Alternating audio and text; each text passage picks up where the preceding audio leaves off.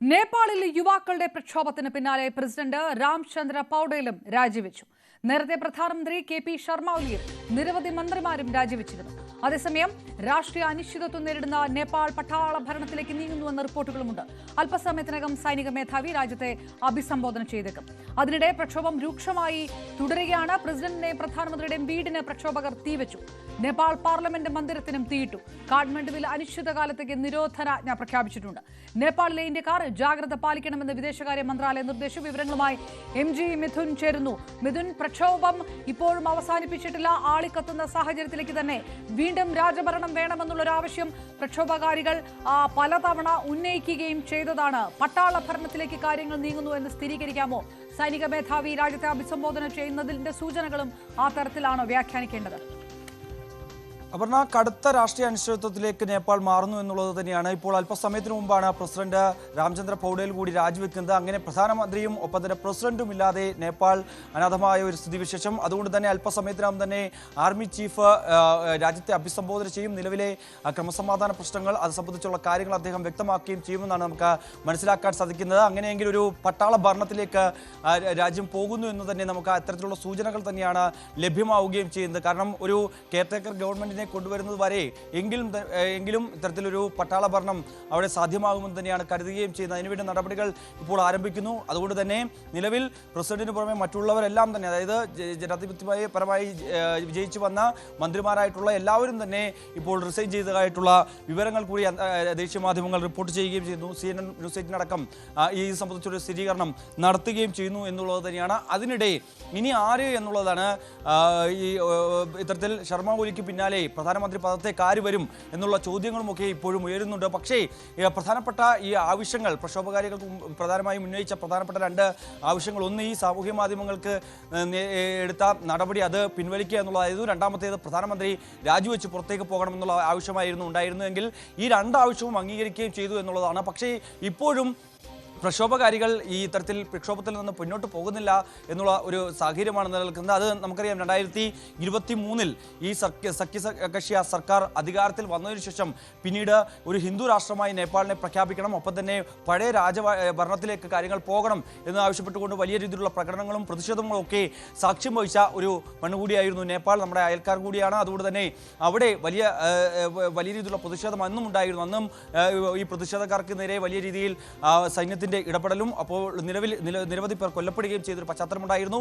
പക്ഷേ നിലവിൽ എന്തുകൊണ്ട് ഇങ്ങനൊരു തിരികെ ഒരു രാജഭരണത്തിലേക്ക് പോകണമെന്നുള്ള ആവശ്യം ഇവർ മുന്നോട്ട് വെക്കുന്നു എന്നുള്ളതിനാണ് ഏറ്റവും പ്രധാനപ്പെട്ട കാര്യം. കാരണം ഈ വിഷയത്തിൽ അല്ലെങ്കിൽ ഇത്തരത്തിൽ സർക്കാർ എടുത്ത തീരുമാനത്തിൽ വലിയ രീതിയിലുള്ള പ്രതിഷേധം നേരത്തെ തന്നെ രേഖപ്പെടുത്തുകയും ചെയ്തായിരുന്നു. അവസാനം 7 ദിവസം ഇതിന് സമയം നൽകിയപ്പോൾ പോലും തന്നെ അപ്പോൾ മുതൽ തന്നെ ഈ ഒരു പ്രതിഷേധത്തിന് ഈ യുവജനങ്ങൾ തെരുവിലേക്ക് ഇറങ്ങുന്ന തരത്തിലേക്ക് അല്ലെങ്കിൽ അത്തരത്തിലുള്ള സാഹചര്യങ്ങളൊക്കെ ഒരുക്കിക്കൊണ്ടിരിക്കുകയായിരുന്നു. സോഷ്യൽ മീഡിയ പ്ലാറ്റ്ഫോമിലോടുകൂടി ഇത് നിരോധിക്കുന്നതിന് മുമ്പ് തന്നെ അവർ അതിനുവേണ്ടിയുള്ള നടപടികൾ സ്വീകരിച്ചിരുന്നു എന്നുള്ളത് തന്നെയാണ്. അതിന് ഏറ്റവും പ്രധാനപ്പെട്ട കാര്യം, നിലവിൽ ഈ കഴിഞ്ഞ 2008 ഈ രാജഭരണം നേപ്പാളിൽ അവസാനിച്ചതിന് ശേഷം ഈ 18 വർഷത്തോളം കാലമായി ഏകദേശം 13 സഖ്യകക്ഷി സർക്കാരുകൾ അവിടെ അധികാരത്തിൽ വന്നിട്ടുണ്ടായിരുന്നു. പക്ഷേ ഒരു സ്ഥിരമായിരുന്ന അല്ലെങ്കിൽ ഒരു സ്ഥിരതയാർന്ന ഒരു ഭരണം മുന്നോട്ട് കൊണ്ടുപോകാൻ ഒരിക്കലും സാധിച്ചിട്ടില്ല എന്നുള്ളത് തന്നെയാണ്. അത് അവിടുത്തെ തെരഞ്ഞെടുപ്പ് സമ്പ്രദായം തന്നെയാണ് അതിൽ ഏറ്റവും പ്രധാനപ്പെട്ട കാര്യം. അതായത് ഒരിക്കലും ഒരു രാഷ്ട്രീയ കക്ഷിക്ക് കേവല ഭൂരിപക്ഷം നേടാൻ പറ്റാത്തൊരു സ്ഥിതിവിശേഷമുണ്ട്. അതുകൊണ്ട് തന്നെ സഖ്യ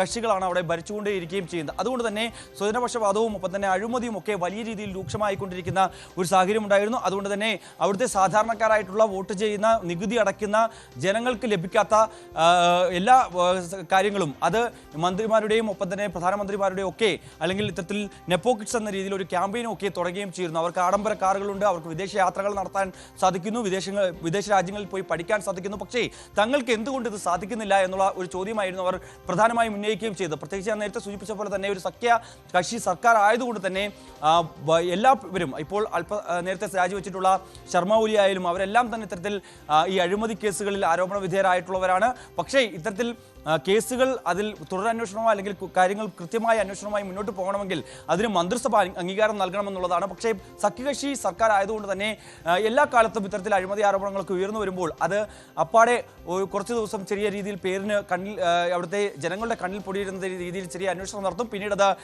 നിർത്തലാക്കുന്നതാണ് നമ്മൾ പതിവായി കണ്ടുകൊണ്ടിരിക്കുന്നത്. അതേ രീതിയിൽ ഇപ്പോഴും ഉണ്ടാകും എന്നുള്ളൊരു പശ്ചാത്തലത്തിന്റെ അടിസ്ഥാനത്തിൽ കൂടി തന്നെയാണ് ഈ പ്രക്ഷോഭകാരികൾ വലിയ പ്രതിഷേധത്തിലേക്ക് കാര്യങ്ങൾ നീക്കിക്കൊണ്ടു പോവുകയും ചെയ്യുന്നത്. നിലവിൽ അവർ മുന്നോട്ട് വെച്ച ആവശ്യങ്ങൾ അംഗീകരിച്ചു എങ്കിൽ പോലും തന്നെ നിലവിൽ പൂർണ്ണമായും ഈ സർക്കാർ താഴെ വീഴണം, അല്ലെങ്കിൽ അവരെല്ലാം തന്നെ രാജിവെച്ച് പുറത്തേക്ക് പോകണം.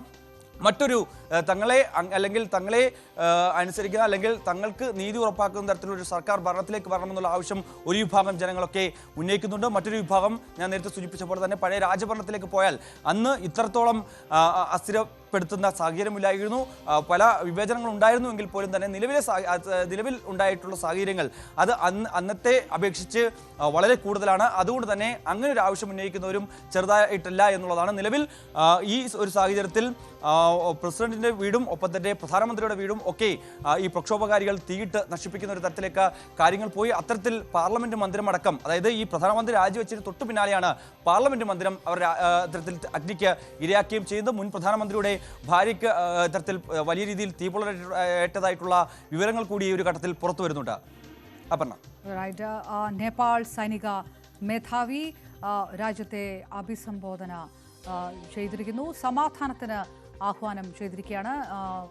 അതേസമയത്ത് നേപ്പാളിലെ ഇന്ത്യക്കാർക്ക് കൃത്യമായ മുന്നറിയിപ്പ് വിദേശകാര്യ മന്ത്രാലയം നേപ്പാളിലേക്ക് ഇന്ത്യക്കാർ പോകരുതെന്ന് ഇന്ത്യ ആവശ്യപ്പെടുകയും ചെയ്തിട്ടുണ്ട്.